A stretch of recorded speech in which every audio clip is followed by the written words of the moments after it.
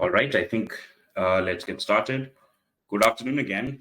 Thanks again for joining in. Welcome to the CBCC hosted webinar titled Overview of the 505(b)(2) Regulatory Pathway for a New Drug Application.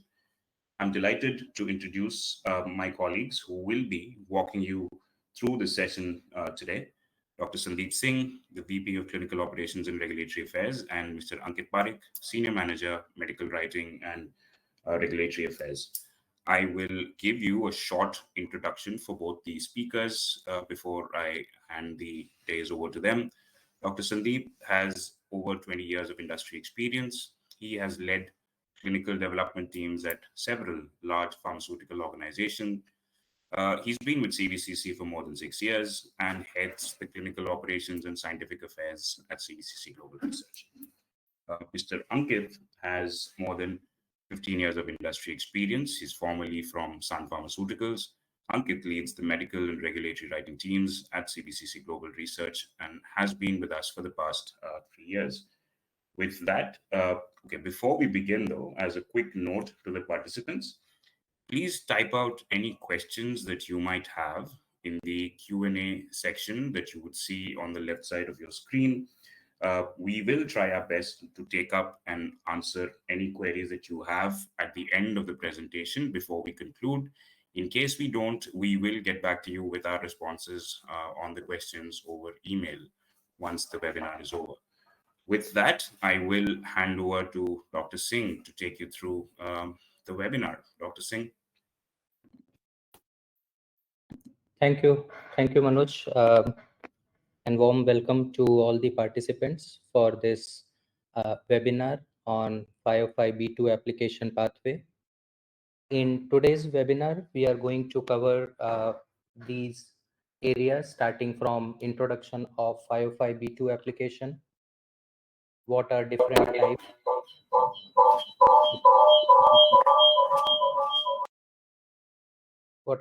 types, of 505(b)(2) application, why we should target 505(b)(2) application, what are the key development steps which one need to evaluate before finalizing the 505(b)(2) application, how to choose the right application pathway, whether you should go for 505(b)(2) or 505(j) route, the global strategy for development of 505(b)(2) application, and of course, CBCC's experience so far in managing 505(b)(2) applications with FDA.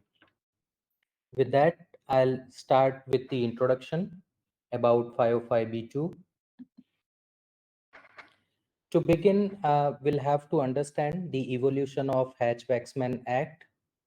As you might be aware, prior to 1962, FDA required only the safety data for the registration of the products. Unfortunately, because of the thalidomide tragedy in 1962, K-Fowler-Harris Drug Amendment Act was implemented, which actually mandated the submission of efficacy data as part of NDA applications. This also allowed post-1962 for generic drug approvals to submit the data of both safety as well as efficacy for the registration of generic drug products. However, majority of the information was either copied from the original NDA or from the published reports. And that's the reason in those days, those NDAs were called paper NDA. It was only in the 1984 when the President signed the Drug Price Competition and Patent Term Restoration Act, also commonly known as Hatch-Waxman Act, which allowed the entry of a different regulatory pathway known as 505(j) and 505(b)(2). Now we'll understand these different regulatory pathways in the subsequent slides. So let's start with 505(b)(1) applications.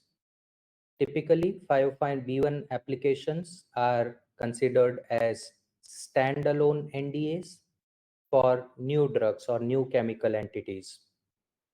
The application is submitted under 505B1 and the approval is granted under Section 505C. Typically, in 505B1 application, all the reports of investigation of safety and effectiveness are conducted by the applicant, or the applicant has right to use and reference the data in their NDA application.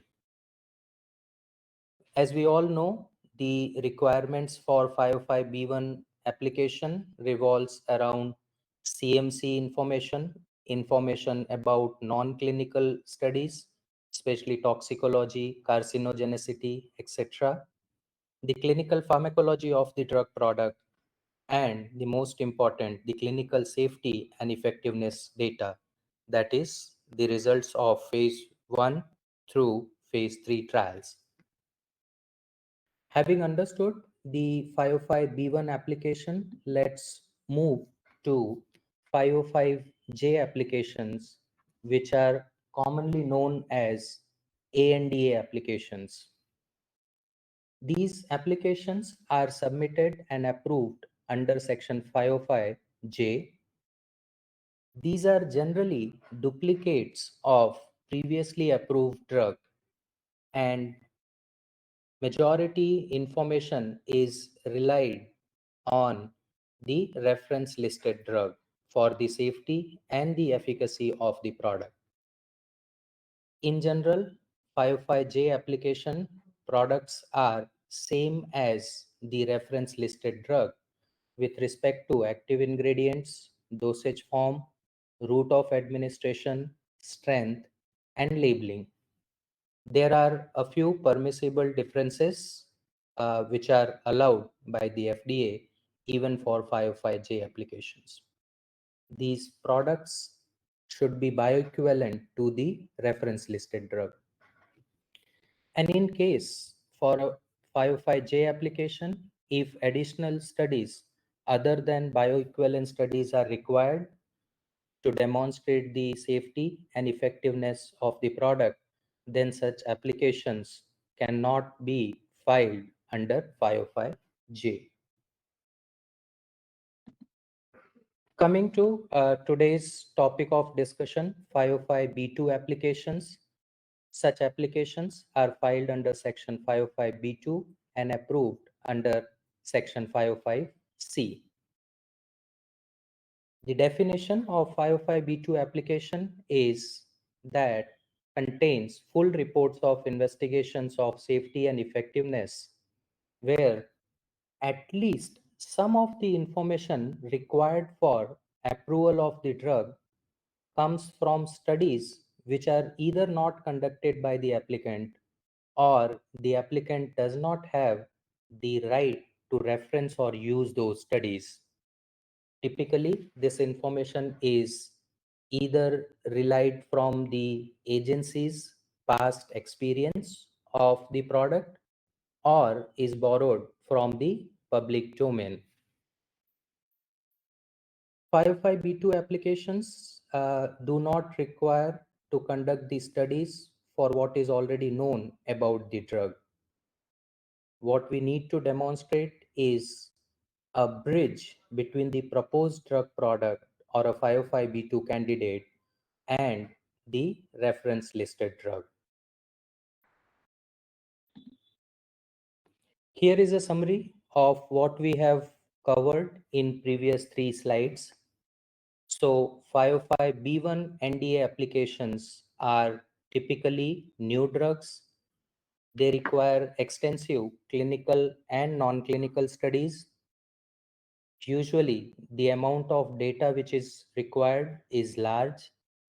It requires more resources, takes longer time, and is costly as compared to other application routes. On the other extreme, we have 505J ANDAs, which are approved as generic drugs and only require BA/BE studies for the registration purpose. 505(b)(2) is a hybrid application which neither qualifies for a new drug or a 505(b)(1 nor for a 505(j) ANDA route. Here, predominantly, the new drug containing similar active ingredient as the previously approved drug are considered. Such applications, they do require clinical or non-clinical studies in addition to the regular BAB studies. As compared to 505(b)(1 applications, 505(b)(2) NDA applications take shorter duration and are less costly.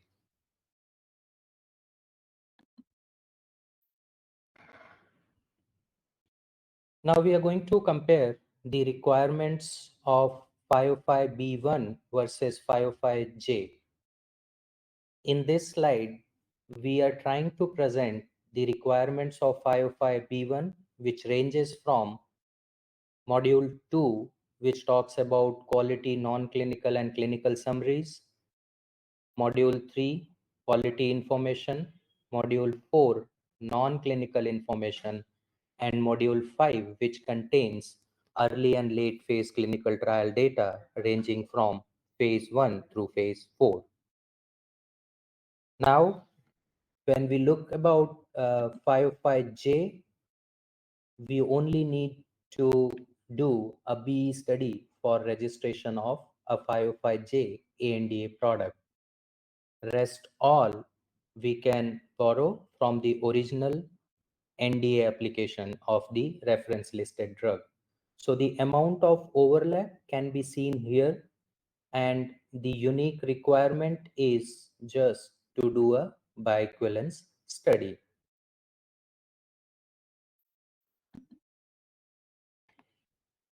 Similarly, now when we try to compare the requirements of 505(b)(1 versus 505(b)(2), in 505(b)(2, there can be multiple types of applications, and depending on those types, we can be at two different extremes of the submission.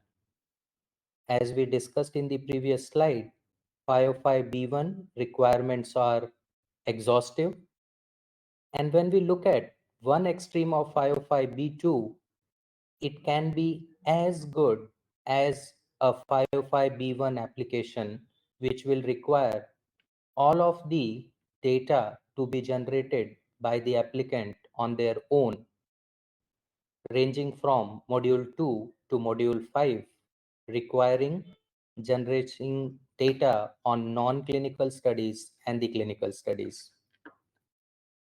And the other extreme can be just like a 505(j) application, where the applicant needs to only generate data of a bioequivalence study to demonstrate equivalence of their 505(b)(2 product against the reference listed drug. This may sound little confusing, but we are going to discuss this through more details in the coming slides by citing some of the examples.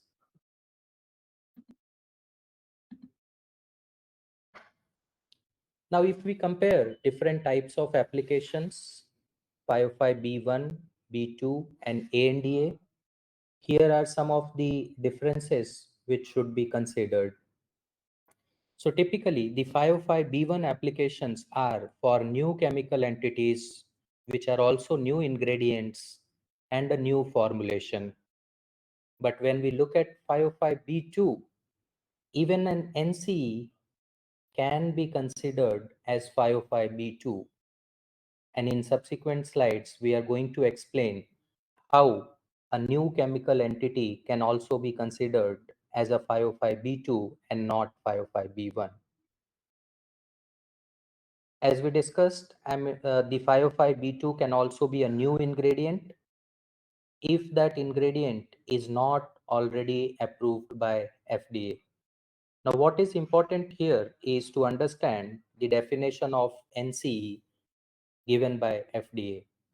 So NCE is a drug that contains no active moiety that has been approved by FDA in any other application submitted under Section 505B of the Act. The important point to note is FDA approval.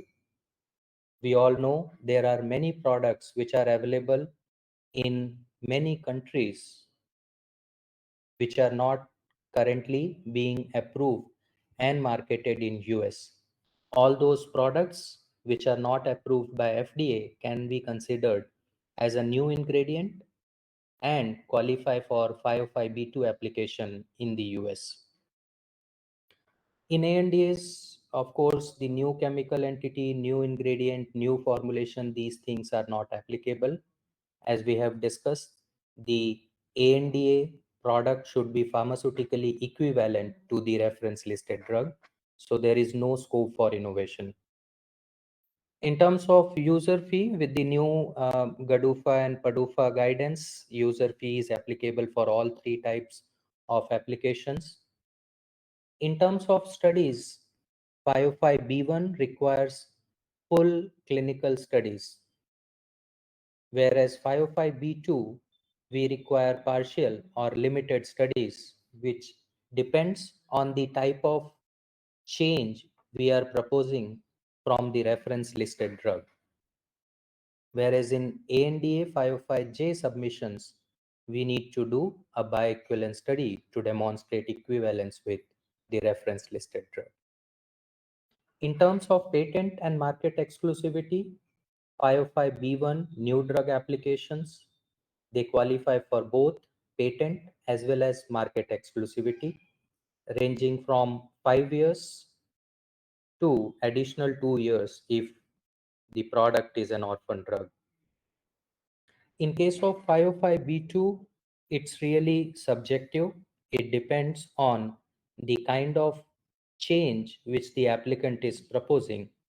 And depending on the change, if the applicant is required to submit additional data for safety and effectiveness of the product other than bioequivalence study, in those cases 505B2 applications also qualify for market exclusivity. Whereas in 505J ANDA applications, the only provision is 0.5 years, that is 180-day exclusivity in case of first to file and para 4 certifications.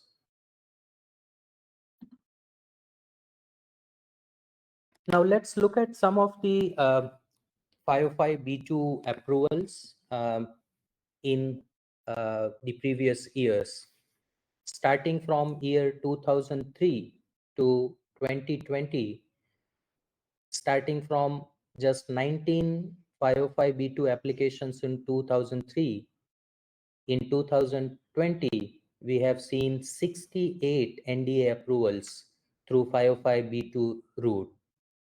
This demonstrates that the 505B2 approval route is getting more and more popular, and companies are opting for this route in a much better way as compared to previous years. If we try to compare the 505B2 approvals versus 505B1 approvals in previous years, the red line depicts 505B1, that is new drug approvals starting from 1987. If we see till 2017, it gradually increased and then has reached to a plateau since last 1 decade. Similarly, if we look at 505B2 approvals, it started from 1993 and it's gradually increasing. That shows the popularity and the opportunity with 505B2 applications. Now let's look at some of the recent data of last 4 years, starting from 2017 to 2020. If we look at the blue bars representing 505(b)(1) NDA approvals. In 2019 and 2020, it was close to 40 approvals. Whereas if we look at 505(b)(1) in orange bars, it was more than 60. So certainly the industry is shifting towards 505(b)(2) applications more as compared to 505(b)(1). If we try to make similar comparison between 505(b)(2) and ANDA approvals for a duration ranging from 1993 to 2017, in 1993, the 505(b)(2) applications were almost zero as compared to more than 100 ANDA approvals per year. This gap, which was there till 2003, has started to disappear after 2003, and the number of applications filed under 505(b)(2) and 505(j, that is ANDA route, are almost same in last 10 to 15 years. So that was the introduction about 505(b)(2). Now let's look at some of the application types under 505(b)(2) route. Here is a quick snapshot of the definition of 505(b)(2). 505(b)(2) applications contain at least some information which is not generated by the applicant, or the applicant does not have right to use the data. Now, typically, in case of 505(b)(2), the applicant has to borrow some of the information either from the published literatures or from the agency's past experience about the product. This information can range from API to formulation, or sometimes preclinical studies, many times the clinical information which is already available in public domain or with FDA and others. So as per FDA, the NDA can be classified in any of these types starting from 1 to 10. Type 1 NDA is a new molecular entity. Type 2 NDA is a new active ingredient. Type 3 NDA is a new dosage form. Type 4 is a new combination. And when we say new combination, a combination of two different drug products. Type 5 NDA is a new formulation. Type 6 NDA is a new indication. Type 7, drug already marketed without an approved NDA. Before 1962, there are many drugs which were marketed for which FDA does not have the adequate safety and efficacy data. Typically, these kind of drugs are known as daisy drugs. They fall under type 7. Type 8 is OTC switch, and type 10 is a new indication submitted as distinct NDA. Type 9 is a new indication or a claim for a drug which is not to be marketed under type 9 NDA approval. Now, if we look at the approvals by the FDA for these different types of NDA submissions, the majority of them, almost one third, is for new formulations or other differences. So these are not new molecular entities or new active ingredients. These are new formulations of the approved products, and that constitutes to almost one third of the approval given by the FDA.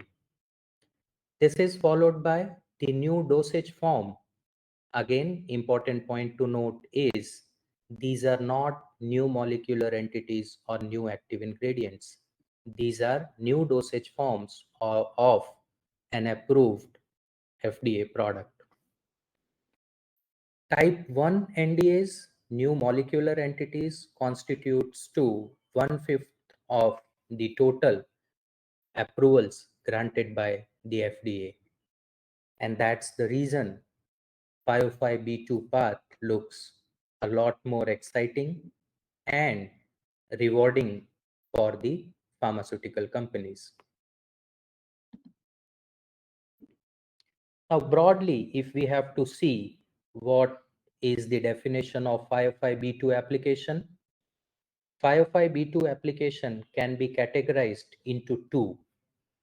First is a new chemical entity or a new molecular entity, and the second is changes to the previously approved drugs. Now, typically, the NCs or NMEs, wherever it is possible to obtain the patent and exclusivity rights, usually the applicants try to generate and submit the data on their own without relying on published literatures.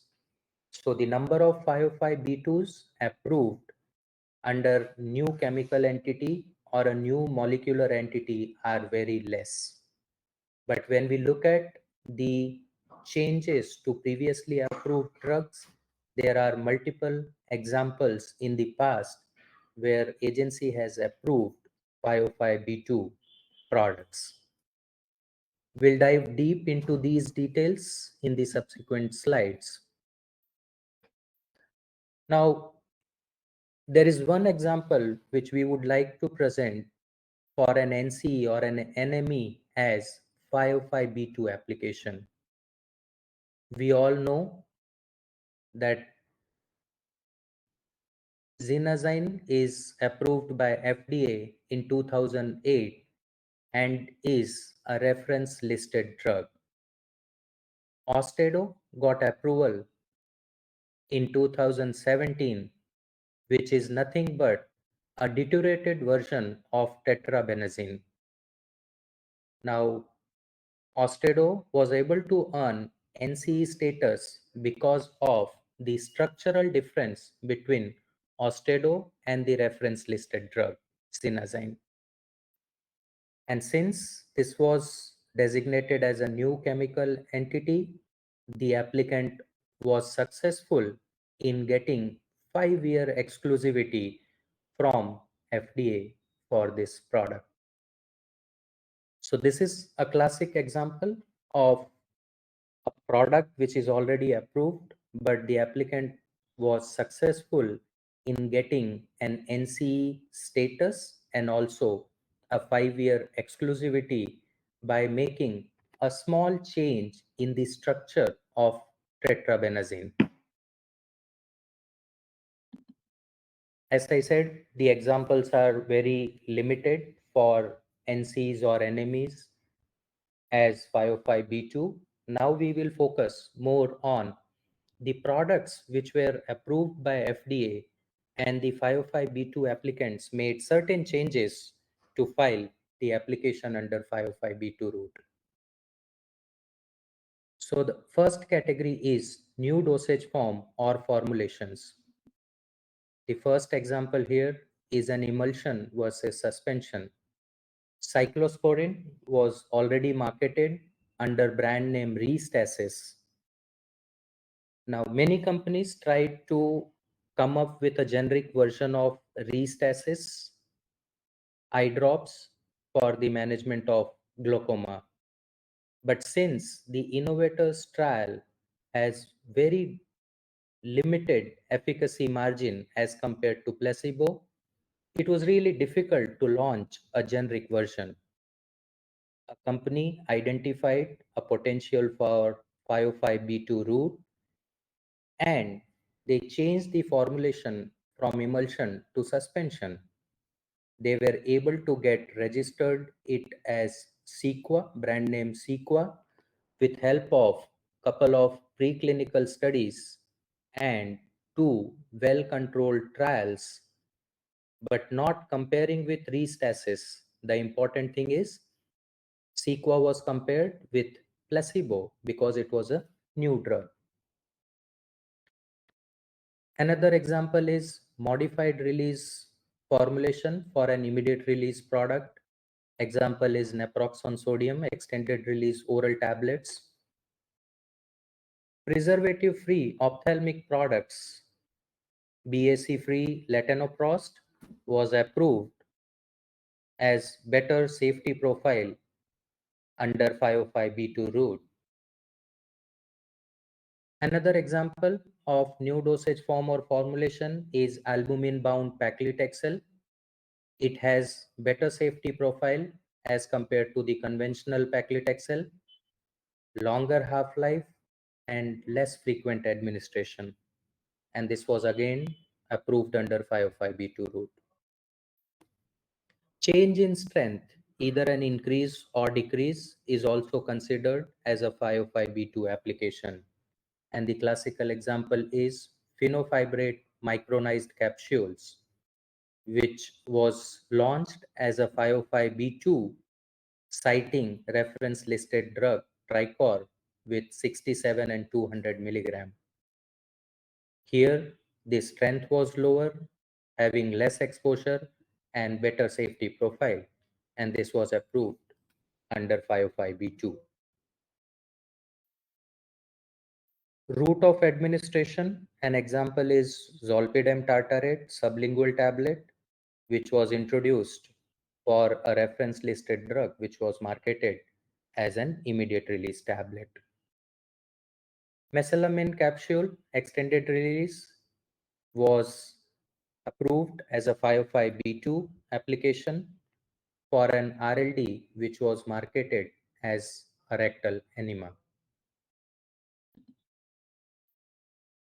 Even different active ingredients can be considered as a 505(b)(2) candidates, and the example here is levocetirizine, which was earlier sold as cetirizine as a racemate mixture of levo and dextrocetirizine.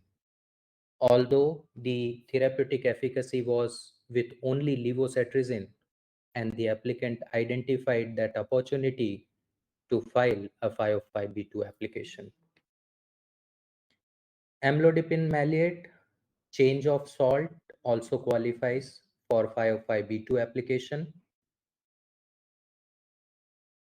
The applicant failed to achieve the first to file status, but still managed to get day one launch through 505(b)(2) route by changing the salt of the drug.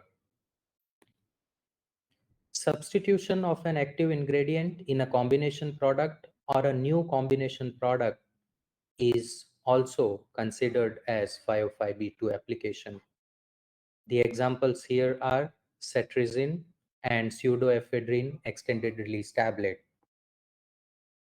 And another example is Yospirla, that is a fixed dose combination of aspirin and omeprazole delayed release tablets.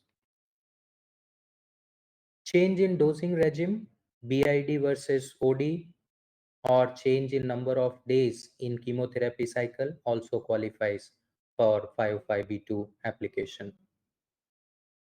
New molecular entities, either a prodrug or an active metabolite, qualifies for 505(b)(2) application route.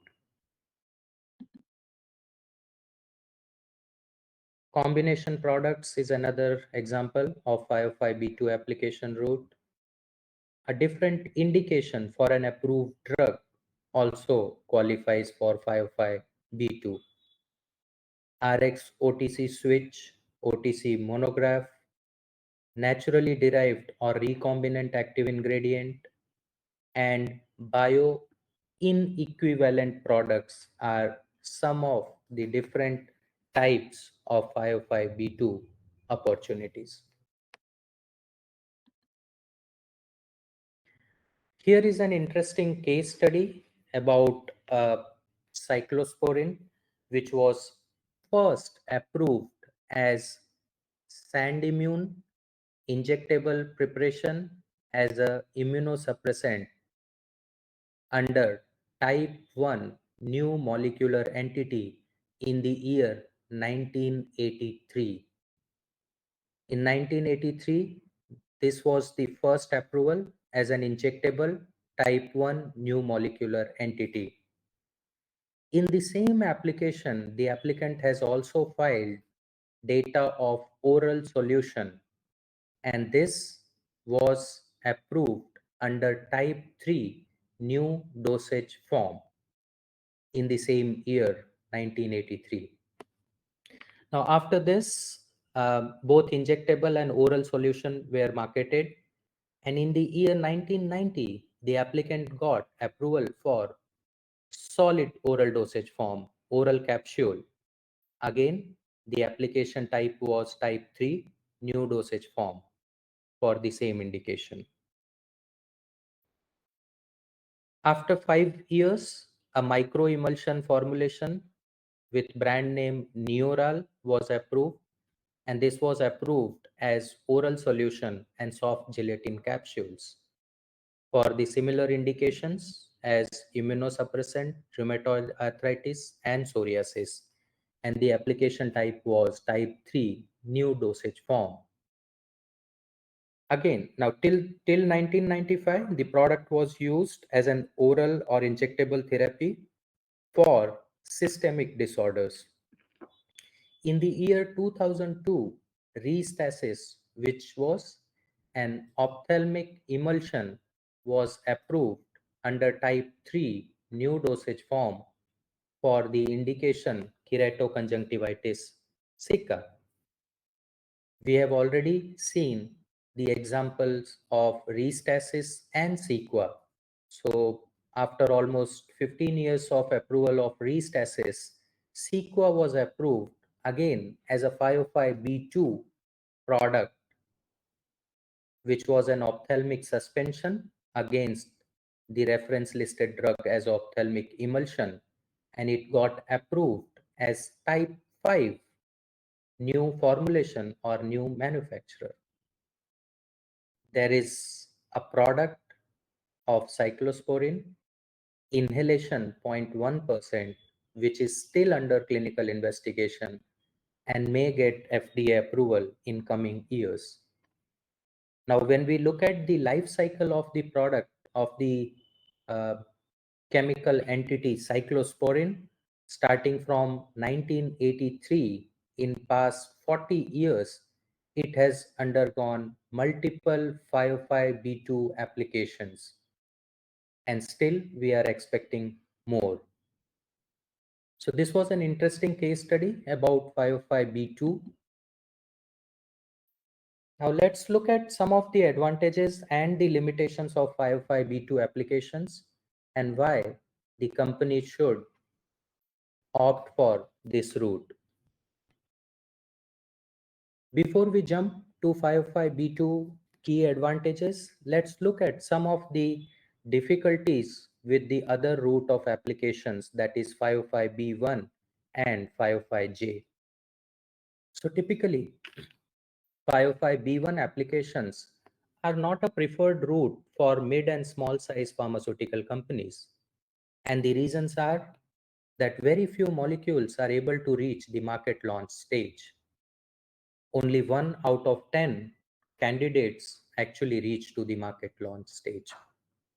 Requires a lot of efforts and resources, is very costly and time consuming.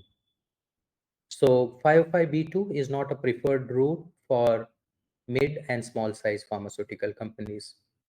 Now, when we look at 505(j) or ANDA applications, there is a growing significant competition in the generic business.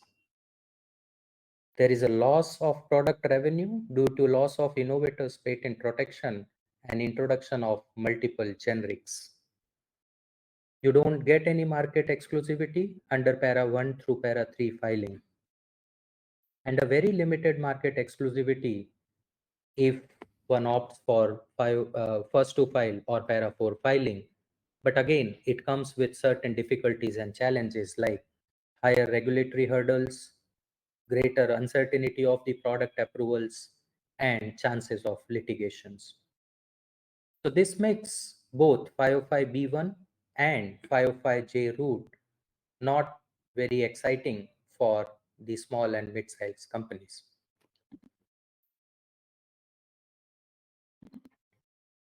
Now, what are the key advantages of 505(b)(2) route? With 505(b)(2) route, we get an opportunity and to market exclusivity.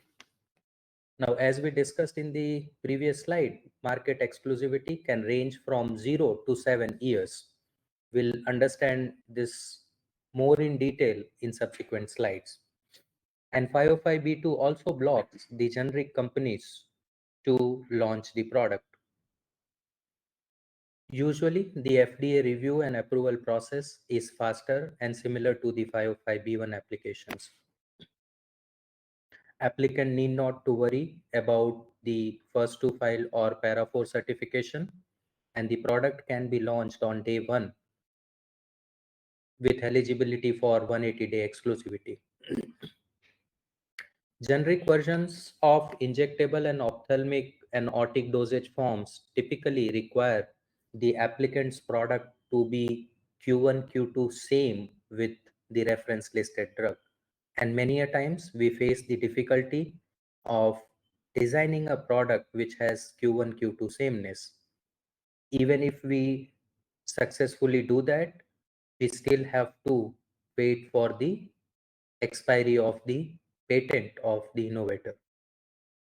So 505(b)(2) route provides unique opportunity without the requirement of Q1, Q2 sameness and waiting for the expiry of the patents. And as we have seen in the previous slides, the number of 505(b)(2) approvals in past few years is declining, and that is making 505(j) applications less. What are some of the limitations of 505(b)(2)? So typically, the products can't be launched till the patent and exclusivity rights that apply to the listed drug are expired. Typically, nowadays, the innovator companies also try to do evergreening of the patents by making certain changes and innovations in the method of treatment, delivery profile, packaging, dosage regime, and other. This also keeps generic companies away from ANDA and 505(b)(2) applications. Now, intellectual property rights. With 505(b)(2) route, what exclusivity can be obtained? So, the exclusivity cannot be obtained if the 505(b)(2) application is filed with help of only data of bioequivalence study. I'll repeat, there is no exclusivity if 505(b)(2) application is made with data of only bioequivalence study. Applicant is eligible for 3 years of exclusivity if the application contains reports of new clinical investigations other than bioavailability studies. Applicant can claim for 5-year exclusivity if the 505(b)(2) candidate is a new chemical entity. Additional 2 years exclusivity can be claimed if the drug is an orphan drug. And of course, if applicant conducts pediatric studies and obtains exclusivity for 6 months, that is possible. Now let's look at some of the 505(b)(2) approvals in the past and the exclusivity granted by FDA. So if we analyze 628 products, 322 products did not receive any exclusivity, and remaining 50% received exclusivity starting from 3 years to 10 years, although 10-year is only one case. Majority of the application, they fall in 3-year exclusivity because the applications required additional data to be generated by applicant for the product's safety and effectiveness. 23 applications were granted 5-year exclusivity because they involved new chemical entity or a new molecular entity. 39 applications were granted 7-year because the products also qualified for orphan drug.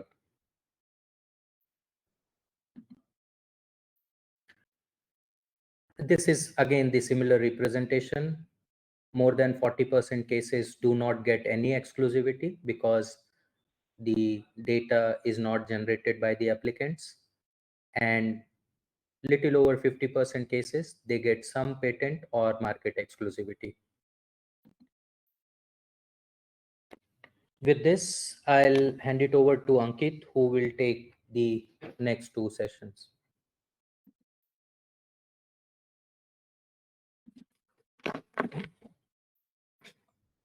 Thank you, Dr. Sandeep, and good morning, good afternoon to all the participants.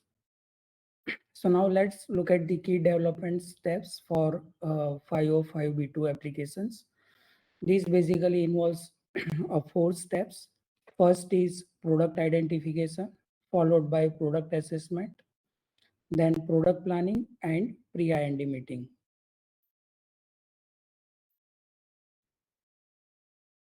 So now let's look at the first step, that is the product identification. So once the product is identified, it should be suitable for the 505(b)(2) application. That means it should not be a duplicate of the RLD, which otherwise should be fall under 505J application. Then the next step is the product should require a fewer non-clinical and clinical studies as compared to 505(b)(1) application. If we need to do a full clinical development program, then there will not be benefit of making application through 505(b)(2) pathway. Product should have a lower development risk as compared to 505(b)(1) application, and it should also provide the high rewards. Once the product is identified, then we have to assess whether it will be suitable or not for 505(b)(2) application. So that will be done through the 4 steps. The first one is the scientific assessment. Under scientific assessment, so first one will be evaluation in the CMC part. That is whether the drug product and the drug substance have a proper stability or not, and that can be scalable to the large manufacturing level. If the product is not able to produce at the large scale level, then it will be difficult to manage the product supply. Then the next one is the medical assessment from the unmet medical need. Then the product should be from the niche product segment and should also be evaluated from the risk benefit ratio. The next step is the regulatory assessment and the requirement of the data, whether the clinical data will be sufficient or any additional non-clinical or other data required to be generated. And last but not the least, the commercial assessment, which is the very important part of the assessment. Through the market research, the expected revenue should be evaluated, and the future competition and the substitution by generic. So what's the chances of future competition and how much that can be substituted by the generic and can have impact on the revenue of the product should be assessed. And then we should go to the next step of the development, that is the product planning. Now, once the product identified and assessed for the 505(b)(2) application, then we have to plan what data are required to be generated and submitted in the application. So first we have to look at the existing data, what data can be used and what additional data are to be generated.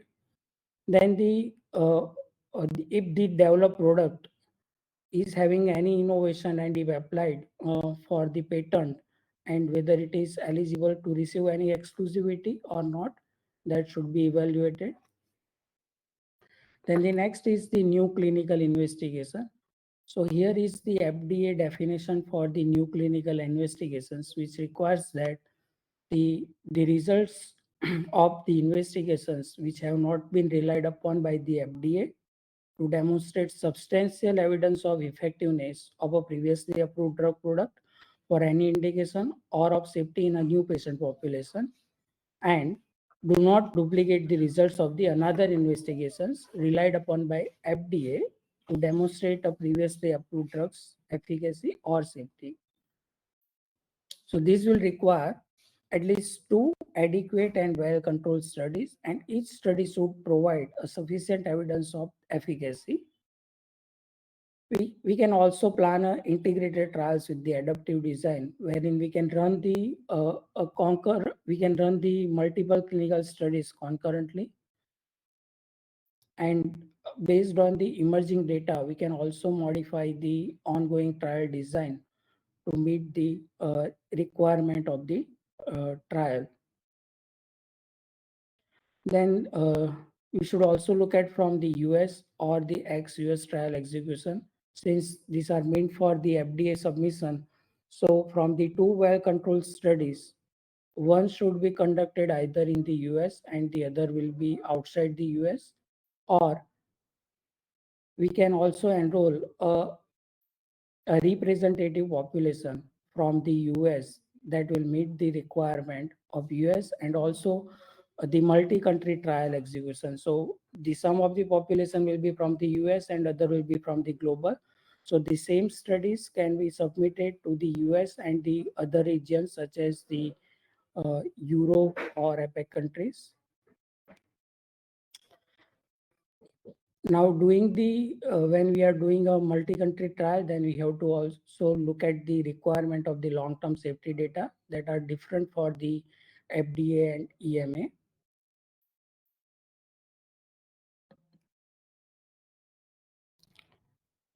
And now from the clinical to the non-clinical studies, where we require some additional non-clinical studies when there is a change in API, or there is a new excipient, or new use of the known excipient, or there is a new route of administration.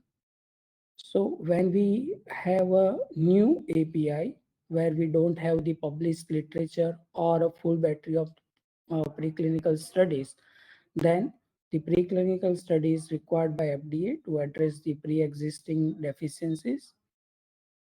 There is an increase in the clinical exposure to the API, or when there is no prior experience for the API in the proposed combination, if it's a FDC product, then again FDA requires to conduct a preclinical studies and to generate a PK, PD, and toxicological data for the 505(b)(2) application. When there is a new excipients and we don't have any published literature or human data, or if the new excipient is used higher than the allowed tolerable limits, then also preclinical studies are required. And when there is a new route of administration and the agency don't have a previous finding on the data of that new route of administration, or there isn't any published literature or the clinical experience on the new route of administration, again, the local tolerance studies depending on the specific route should be conducted. Like if the product is developed for the ophthalmic administration, then eye irritation studies or the other local studies for the eye toxicity and safety should be evaluated. And the next step is a pre-IND meeting. So when the applicant makes the IND application, before that FDA's opinion can be sought with the pre-IND meeting, which helps in obtaining FDA's concurrence on the CMC requirement, bridging studies, and clinical development plan. And when we have the FDA's concurrence and we develop the plan and conduct the clinical studies as per that plan, so it will minimize the chances of the clinical hold by FDA. It also helps us in accurately estimating the requirement of non-clinical clinical studies as compared to traditional 505(b)(1) applications. And this will also help in timing of the studies when the study should be conducted. For some of the data, we can rely on the agency's previous finding, and for the data which are to be generated, we can plan the clinical studies in parallel, so which will save time and cost both and can speed up the approval process.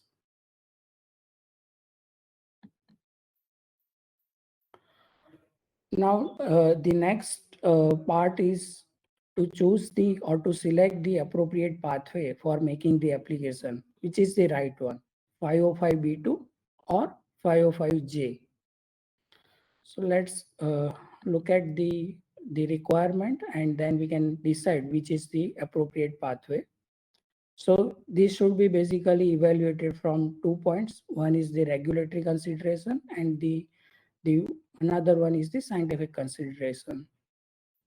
In the regulatory consideration, we have three options. One is to check whether the product is duplicate or not. Duplicate means if the product is pharmaceutical equivalent to the RLD and there isn't any change in the formulation and the drug product, then FDA will reject the 505(b)(2) application and request applicant to submit it under 505(j) pathway. The next one is the petitioned ANDA. So in some of the ANDAs, like the FDA also accept the changes in the route of administration, dosage form, strength, or if it is the combination product and if one of the API has been changed. So in that case, like if the additional efficacy and safety studies are not required, then it is suitable for the petitioned ANDA. And if any additional study is required to establish safety and efficacy, then such application should be filed under 505(b)(2) route. And the next one is the bundling, like when the applicant is developing a product which is like there is a multiple strength of the same active ingredient, or the multiple products are developed at a one time, right? In that case, like some of the product may qualify for the 505(j) route, and some of this strength may qualify for the 505(b)(2) route. So in that case, the entire application shall be made under the 505(b)(2) route. And in the scientific consideration, so this is very straightforward. Like in both the cases, limited confirmatory studies are required. In ANDA, only BE studies is required and it's sufficient. Whereas if any additional safety and efficacy study is required, then it should be submitted through 505(b)(2) application. Then active ingredient sameness, if they are same as RLD, then ANDA pathway should be followed, and if it's different, then 505(b)(2) pathway should be followed. Difference in formulation. So again, in ANDA, it may be allowed or may not be allowed, depending on the difference in the formulation. Whereas in the 505(b)(2), obviously any change in the formulation is allowed. When there is a bio-inequivalence, so in that case, ANDA is not allowed or will not be accepted by FDA. Whereas bio-inequivalence and having a supra-bioavailability, then it can be submitted through 505(b)(2) pathway.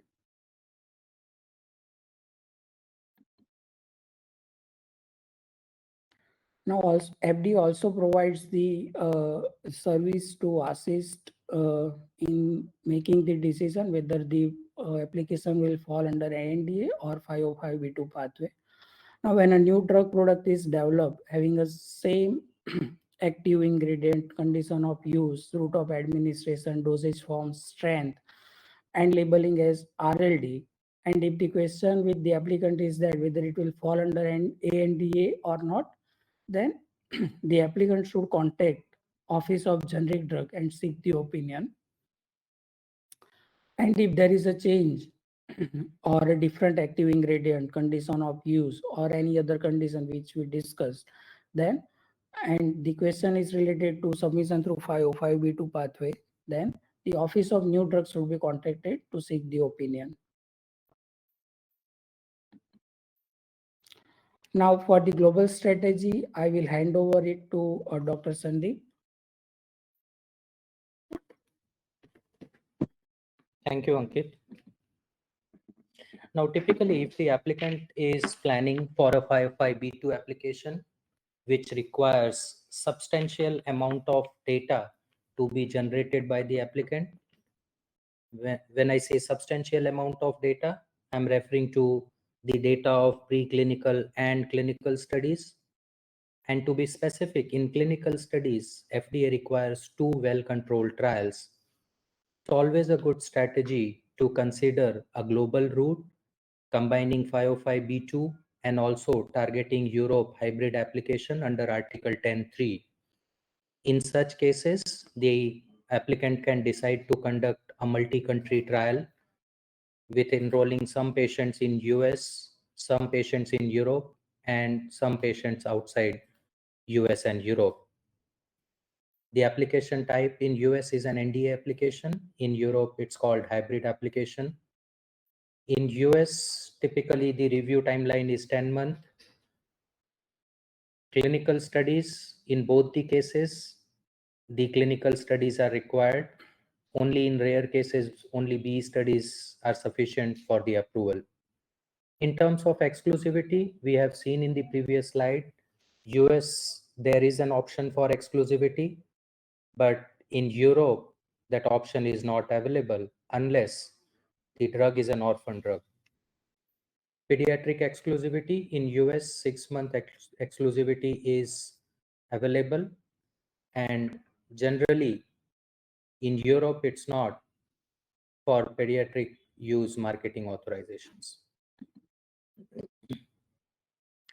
In terms of CBCC experience, we have been working since last more than 30 years for accelerating the medical therapy by developing and providing high quality, affordable, and innovative solutions. We provide strategic solutions for all phases of development through efficient delivery of services and flawless execution of the projects. We are committed to achieve excellence in all research projects by ensuring scientific validity, data integrity, and compliance with the latest regulatory guidelines. We are focused on reducing the cost, accelerating the product approval, and securing market exclusivity for your successful 505(b)(2) developments.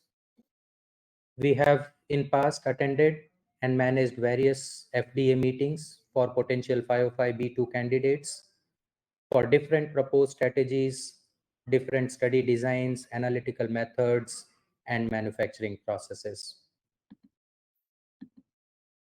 Here are some of the examples. I'll not go into details in the interest of time. We are already exceeding by 4 minutes. These are some of the examples where CBCC has successfully helped the applicants in navigating through their 505(b)(2) pathway with the FDA in terms of attending FDA meetings or designing and executing the clinical studies for those applications. The first one is a liposomal preparation for a conventional injectable preparation. There are a few examples where applicants wanted to introduce oral suspension for an approved RLD under oral tablet formulation. There are a few examples where we worked on designing QID formulations for a product which is to be taken more than once in a day. A few examples of new indication, new combinations, different formulations are listed here. Some of the unapproved DAISY drugs which were marketed before 1962, we have been part of the FDA meetings and clinical development programs. A new indication for an approved product. Again, few examples of new indications and different formulations.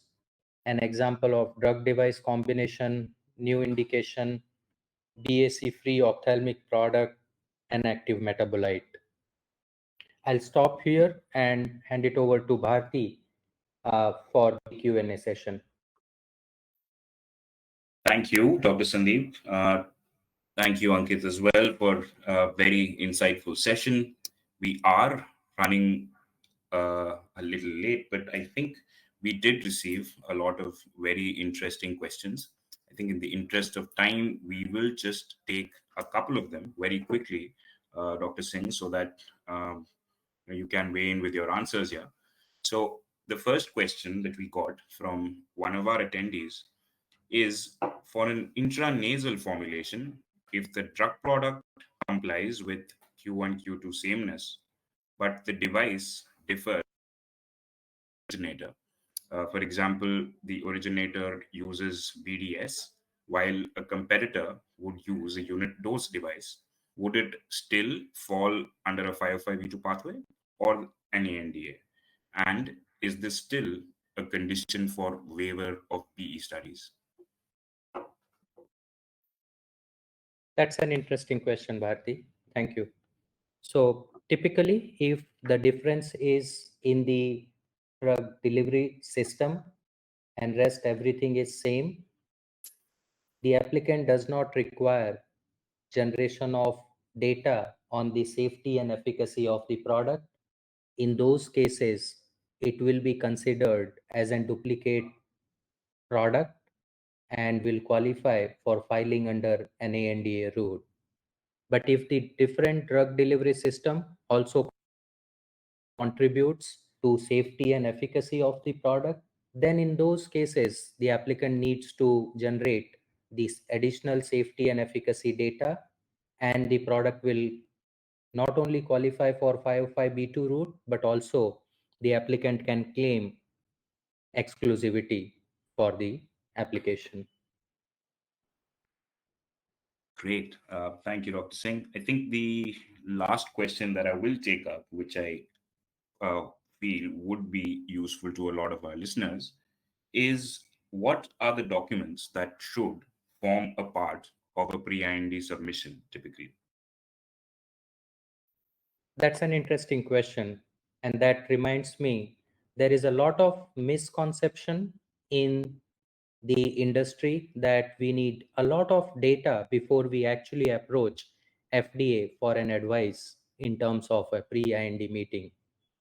We have successfully helped companies to have a pre-IND meeting with FDA with just a concept.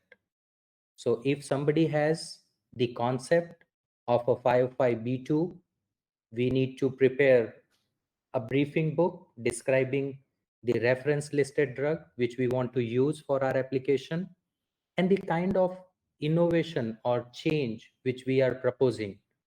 And with that information, we can make certain proposals for the required preclinical and clinical studies, and we can approach FDA for a pre-IND meeting. So what I'm trying to say, without even generating a single information about the proposed 505(b)(2), we can have a meeting with FDA, take their advice, and then proceed for the next steps. Thank you, Dr. Singh. This, I'm sure, is a very helpful response. I know we've left a few questions unanswered, but please rest assured, our team will follow up with responses on all these queries shortly. We will also be circulating this presentation that was shared internally with all the attendees who had joined in today. I think there is another slide with the email ID and the contact details of Dr. Sandeep, uh, Mr. Jamin, Mr. Ankit, and Mr. Brijesh. Please feel free to reach out at your convenience for any follow-up questions or queries that you might have. Thank you all once again for joining in, and we look forward to hosting all of you again on our second webinar, which we should be announcing fairly shortly. Thanks once again. Have a good rest of the day.